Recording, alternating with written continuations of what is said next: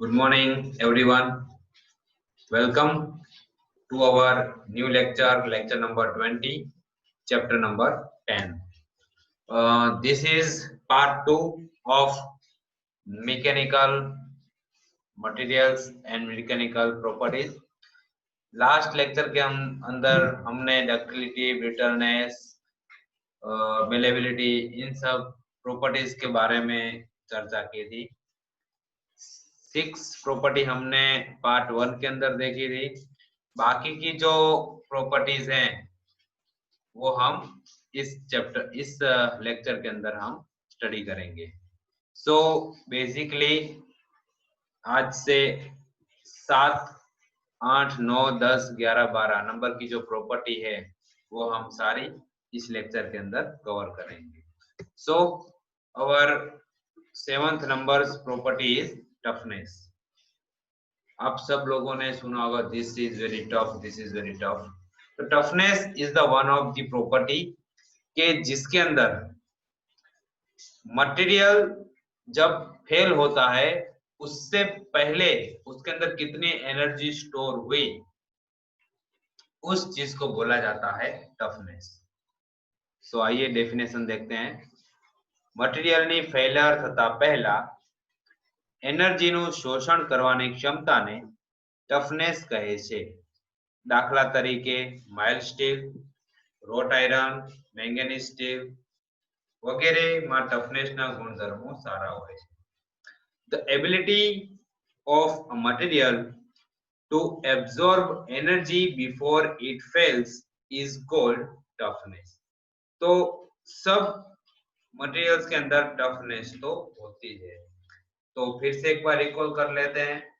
मटेरियलની failure થતા પહેલા energy શોષણ કરવાની ક્ષમતાને ટફનેસ કહેવામાં આવે છે। ओके, सो ये बहुत ही इंपॉर्टेंट है, आपको हमेशा ये याद रहनी चाहिए टफनेस।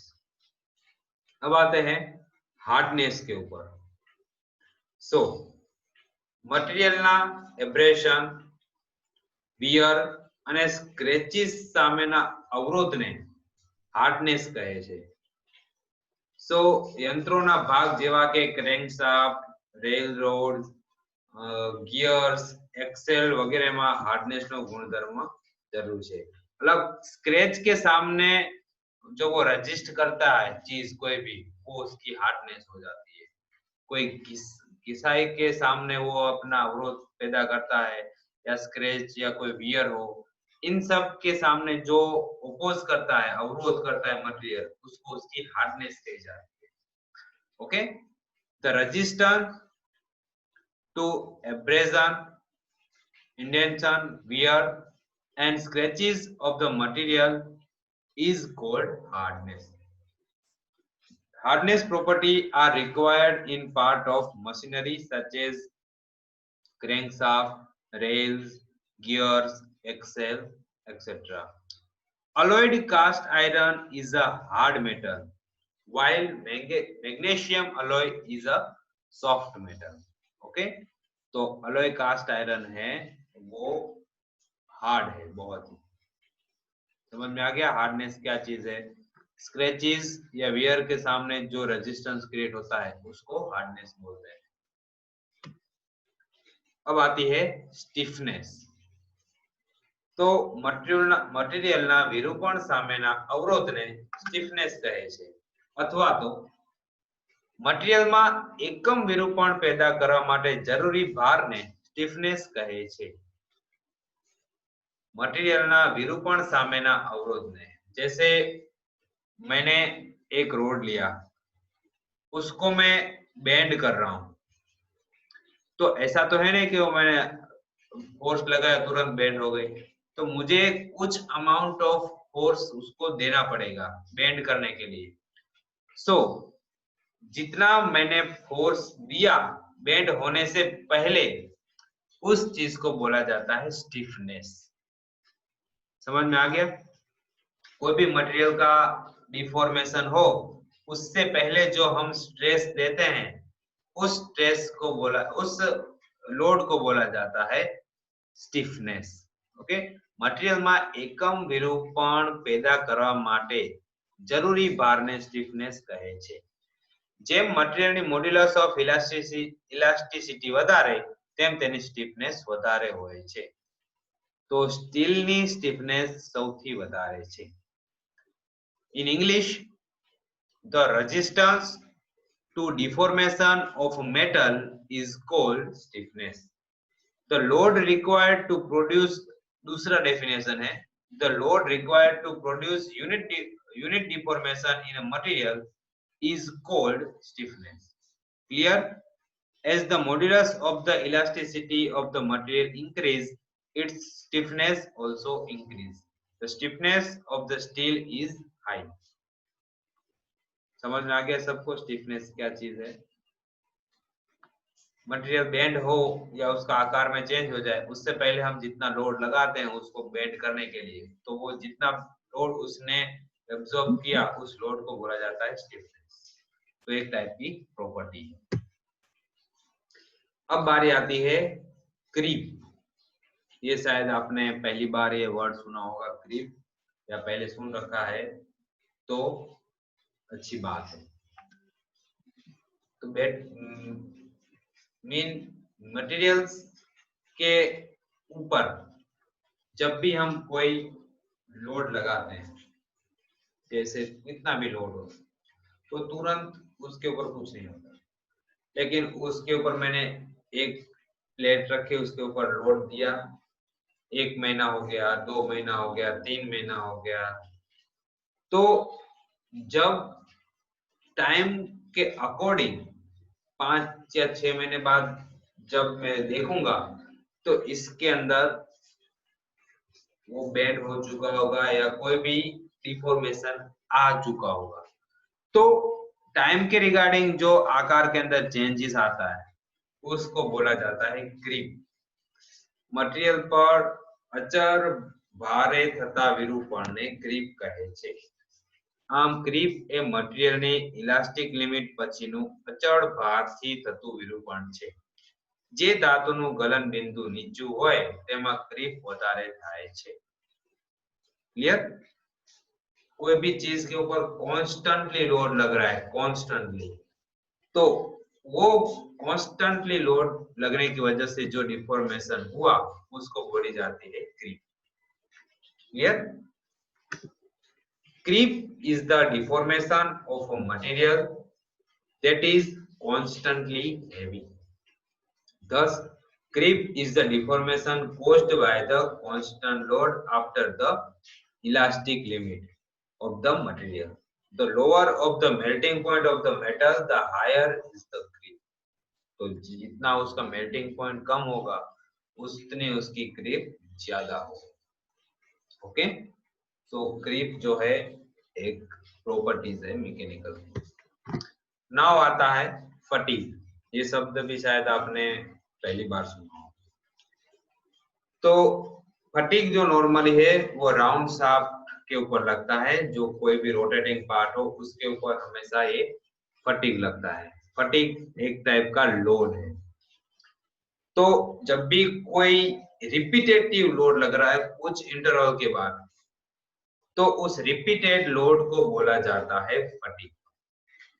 जैसे कि कोई मटेरियल पर रिपीटेड लोडिंग लागे तो તે સ્થિતિને ફટીગ કહે છે.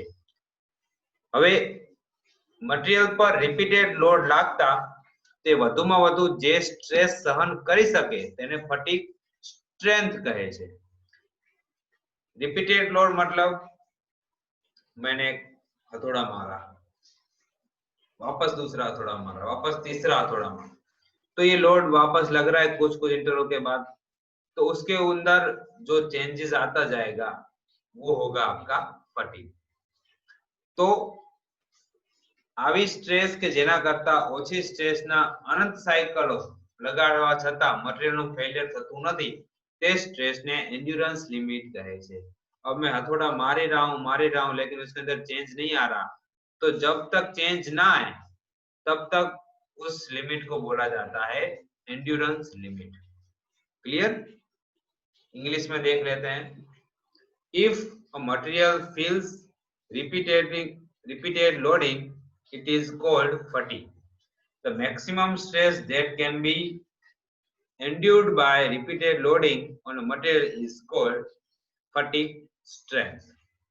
ओके, सो इसके बारे में नेक्स्ट जब हमारा चैप्टर चालू होगा तब वापस एक बार डिस्कस करेंगे। नेक्स्ट कोई भी चैप्टर के अंदर फटीग लोडिंग आएगा तो ओके। अब हमारा पॉइंट है होमोजीनियस मटेरियल। जो कोई घटकનું મટીરીયલ એક સમાન હોય તો તેને સમગુણી મટીરીયલ કહે છે। જો કોઈ ઘટકનું મટીરીયલ એક સમાન હોય તો તેને સમગુણી મટીરીયલ કહે છે। જેમ કે कोई भी मटेरियल है उसके सारे मॉलिक्यूलर एक ही समान हो तो उसको बोला जाता है होमोजीनियस मटेरियल। घटक सभी मटेरियल के सभी घटक एक जैसे हो समान तो उसको बोला जाता है होमोजीनियस मटेरियल। दाखला तरीके स्टील ना बीम मटेरियल तेनी समग्र लंबाई में एक समान होय तो तेने समगुणी मटेरियल कहे छे। समझना स्टील का बीम है उसके अंदर आपने सब एक ही लेवल का सीमेंट डाला है, स्टील डाला है तो वो आपका हो गया material homogeneous. Okay, if the material of a component is the same it is called homogeneous material। इसके अंदर सिर्फ एक ही घटक होता है, स्टील ही है तो स्टील, मैंगनीज है तो मैंगनीज, मतलब कोई भी अलग मटेरियल हमने नहीं डाला है। क्लियर?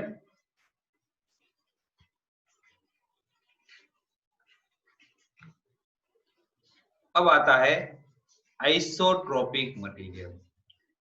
जे मटेरियल में तेनी बधी ज दिशामां स्थितिस्थापकता सरखी होय तेवा मटेरियल ने आइसोट्रोपिक मटेरियल कहे छे। स्थितिस्थापकता मतलब इलास्टिसिटी। मैं इधर से भी खींचूं तो भी उतना खींचेगा, इस तरफ से भी खींचूं तो ये खींचेगा, इस तरफ से भी खींचूं तो उतना ही खींचेगा। तो कोई भी एक मटेरियल ले लिया, उसकी सभी डायरेक्शन के अंदर अगर इलास्टिसिटी सेम रहेगी तो इस टाइप के मटेरियल को कहा जाता है आइसोट्रोपिक मटेरियल।